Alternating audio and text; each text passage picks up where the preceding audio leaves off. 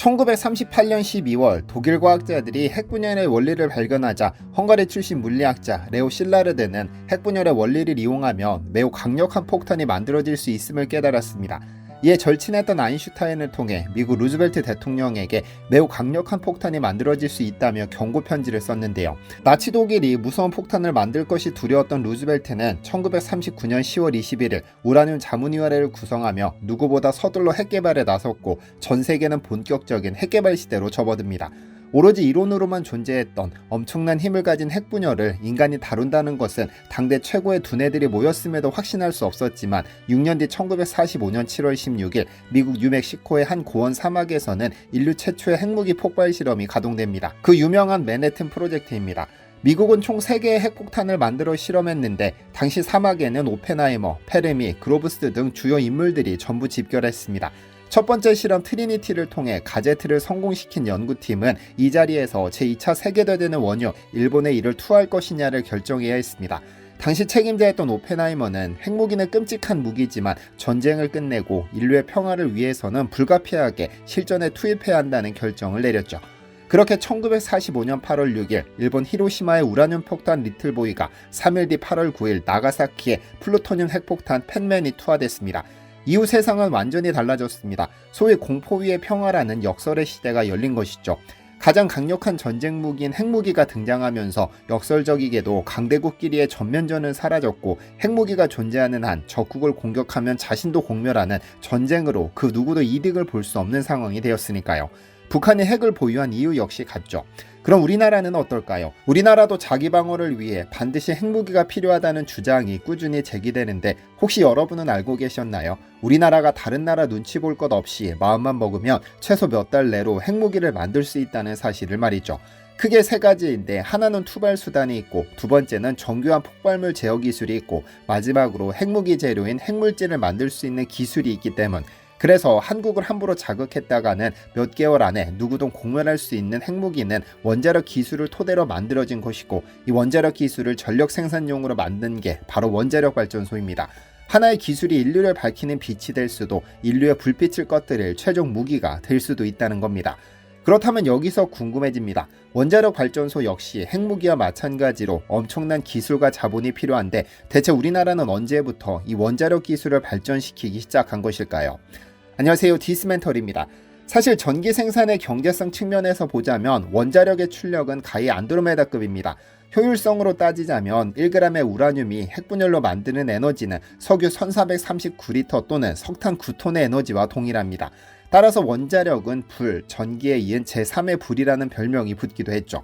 큰 힘에는 그만한 책임이 따른다고 하듯 원자력은 거대한 효율성만큼이나 한번 사고가 터졌을 때 그 피해는 상상을 초월합니다. 여기에 에너지를 만들어내고 남은 사용 후 핵연료라든지 핵무기로 전용된다든지 하는 문제가 생겨나면서 아예 원자력을 포기하고 대체 에너지를 만들자는 의견이 제시되지만 원자력만큼의 에너지를 만들기 위해서는 더 큰 환경 문제가 동반되는데요. 한국의 경우 2023년 기준 전체 전력의 약 30.7%를 원자력으로 충당하고 있는데 60% 가까이 차지하는 화력발전소의 숫자와 원자력 발전소의 숫자는 비교가 되지 않습니다.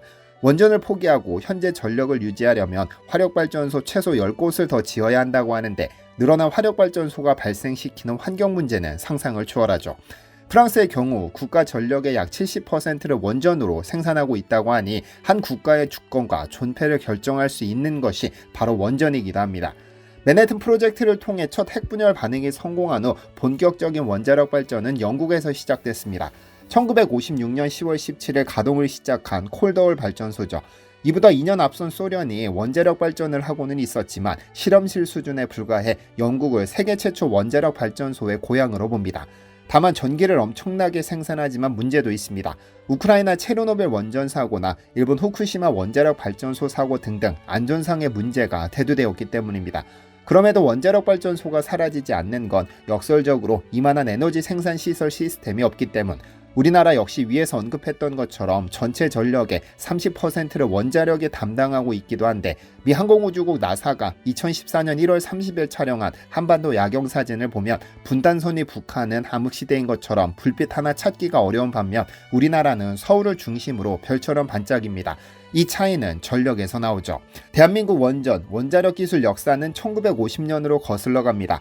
우리나라는 1956년 원자력 관련 행정부서를 신설, 1958년 3월에 원자력법을 제정했는데요. 당시에는 교육을 담당한 전문 인력은 물론 설비도 시설도 없어 국제원자력기구로부터 관련 전문가를 초청해야 했습니다. 1959년에는 기술 습득을 위해 1인당 6,000달러 이상을 투입 237명의 유학생을 미국으로 파견했는데, 당시 우리 1인당 국민소득이 고작 60-70달러인 것을 생각하면 엄청난 투자였습니다. 그리고 1962년 마침내 우리나라 최초의 연구용 원자로 트리가 마크2가 첫 운영을 시작합니다. 사실 트리가 마크2는 우리나라가 원자력 연구 개발에 착수하기 위해 미국 제너럴 아토믹으로부터 도입한 연구용 원자로인데요. 1957년 연구용 원자로의 도입을 계획한 정부의 원래 계획은 50kW급 비등수형 원자로였으나 가격과 활용성 등을 고려해 100kW급의 트리가 마크2를 도입했습니다.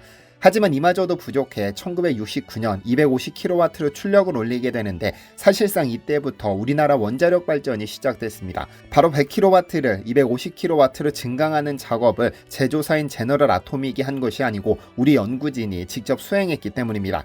애초에 세계에서 가장 가난한 나라 한국이 원자로를 도입한다고 하니 킥킥대며 무시하는 사람들도 많았는데, 그걸 그대로 쓰는 게 아니라 직접 손을 대 발전시켰으니 엄청난 도전이고 또 성공이었습니다.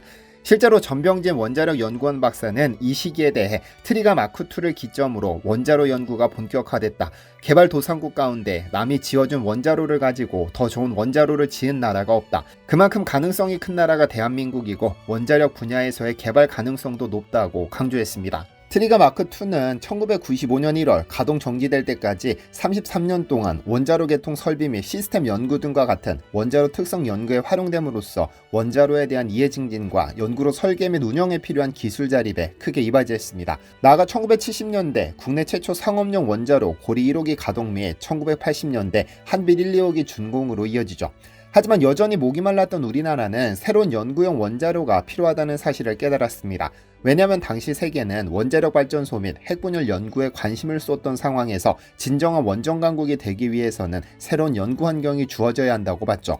잠시 설명드리자면, 일반적인 원자력 발전소는 원자로가 핵분열에서 발생한 열을 활용해 전기를 생산한다면, 연구용 원자로는 핵분열 연쇄 반응으로 발생한 열은 날려버리고 중성자를 이용해 다양한 연구 개발을 수행하는 것입니다. 아래에서 조금 더 설명드리겠습니다. 1982년 당시 우리나라 원자력 기술 수준은 여전히 걸음마 단계였습니다. 이미 가동 중인 트리가 마크형 원자로는 출력이 부족했고 활용성에 제약이 많아 실질적인 기술 개발 연구가 부족했습니다. 결국 선진국 기술 수준을 따라잡으려면 고성능의 연구용 원자로가 필요했을 뿐 아니라, 당시 세계는 오일 파동으로 인해 원자력에 관심이 높아진 상황에서 세계 트렌드에 뒤처지지 않기 위해서도 꼭 도전해야 했죠. 하지만 문제도 있었습니다. 당시 국민들은 이미 있는 원자로도 100% 활용하지 못하면서 무슨 원자로 개발이냐며 평가절하했죠. 더구나 이 프로젝트에 필요한 금액은 무려 500억 원. 정부는 그 돈이면 서울에 한강다리 2개 놓고도 남는데 그걸 연구용 원자로에 쓴다는 게 말이 됩니까? 라며 반대 의사를 분명히 했는데요. 연구원들은 원자력 선진국으로 가기 위해선 기술 자립이 필수이고, 이를 위해서는 핵심 원자력 재료의 조사 시험이 가능한 연구용 원자로가 필요하다며 맞섰습니다. 그런데 이때 묘한 사건이 터집니다. 북한이 영변 원자로에서 플루토늄을 생산하고 있다는 사실이 밝혀진 겁니다. 다급해진 정부는 결국 연구용 원자로 개발에 힘을 보태기 시작했죠. 한국형 다목적 연구로 사업입니다. 연구 개발은 시작부터 복잡한 상황에 놓입니다. 당시 전 세계는 히로시마와 나가사키 원폭 때문에 핵이라는 단어만 언급되어도 소스라치게 예민했는데, 우리나라가 연구용 원자로를 개발한다는 소식이 전해지자 미국은 이를 의심, 미국 대사관을 불시에 파견해 감시하기 일쑤였습니다. 연구소 내의 정치적인 문제, 기관장이 교체되면서 설계 인력이 다른 사업팀으로 이동하거나 기술 협력을 진행하던 캐나다가 손을 떼며 갑작스레 독자 프로젝트로 변경되기도 했습니다. 그리고 1995년 2월 8일 오후 4시 9분 마침내 대한민국 연구용 원자로가 핵연료를 장전하며 역사적인 첫 임기에 도달합니다. 임계 달성은 원자로가 안정적으로 가동, 제어된다는 의미로 우리나라 원자력 연구개발 역사에 커다란 획을 그었습니다. 설계부터 건설, 운전에 이르기까지 그동안 피땀 흘려 축적한 우리 독자 기술로 만든 성과였죠. 1995년 3월에는 공모전을 통해 한어로라는 명칭이 부여됐는데, 이는 유일, 으뜸이란 뜻으로 원자로 설계부터 전홍축 우라늄을 이용한 고중성자속 연구로 자체로는 세계 유일의 원자로인 고성능 연구로란 의미를 내포하고 있습니다. 전 세계 하나밖에 없는 연구로라는 뜻. 1995년 2월 8일 임계에 도달한 뒤 방사성 동위원소 생산과 반도체 소재 개발 등 의료 산업 분야에 활용되고 있으며 2004년에는 열출력을 30메가와트로 향상시켜 운전 중입니다. 그리고 계속해서 2010년에는 핵연료 논해 조사 시험 설비를 구축하는 등 다목적 연구로의 모습을 갖추어 현재는 전 세계에서 가장 활발히 활용되는 연구용 원자로로 평가되고 있습니다. 성능 면에서도 세계 10위권에 해당하는 고성능 연구로이자 연구와 실험을 동시에 수행할 수 있는 세계 유일의 원자로이기도 합니다. 현재 대한민국을 원자력 기술 강국으로 만든 것도, 그 상징도 바로 이 하나로 원자로인 겁니다. 그럼 이 하나로 원자로로 어떤 일을 할 수 있을까요? 핵무기나 원자력 발전소 외에도 우리가 실생활에 필수적인 다양한 분야의 연구가 가능합니다. 고품질 반도체를 생산할 때도 하나로의 중성자 핵변환 도핑 기술이 활용되며, 이 기술로 만들어진 반도체는 고속전철, 자기부상열차, 전기자동차 설비 등으로 활용됩니다. 또한 국방소재, 항공우주부품, 자동차용 수소연료전지 연구, 심지어 중성자를 활용한 미세먼지 원인 탐구, 문화재 결함 등 공익적으로도 활용되죠.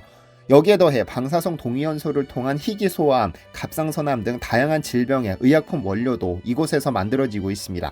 뭐라고 해야 할까요? 우리가 생각할 수 있는 현대기술 그리고 미래기술 전부 하나로를 거쳐간다고 해도 무방할 정도입니다.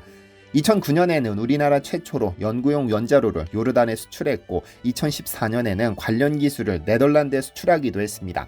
2019년 아시아 최초로 국제센터로 지정된 데 이어 2023년 다시 아시아 유일의 국제연구용 원자로로 재지정됐죠. 핵이라는 단어에 대한 거부감, 그리고 안전상의 문제로 원자력 발전소에 대한 거부감은 있을 수 있습니다. 그러나 원자력 관련 기술을 연구하는 건 별개의 일입니다. 우리가 잘 몰랐을 뿐 거의 모든 곳에 이 기술이 활용되고 있으며 앞으로도 발전 가능성이 높은 분야입니다. 핵무기를 만드느라 국가가 망해가는 북한, 원자력 기술을 발전시켜 나라를 강대하게 만드는 우리나라를 생각하면 쉽게 차이를 이해하실 수 있을 겁니다. 대한민국의 원자력 기술이 무한히 발전하기를 응원합니다. 시청해주셔서 감사합니다. 디시멘터리에서는 여러분의 제보를 기다립니다. 제 채널에서 다뤘으면 좋겠는 뉴스 또는 널리 알려졌으면 하는 영상은 디시멘터리 네이버.com으로 보내주시면 소중히 제작하겠습니다. 시청해주셔서 감사합니다.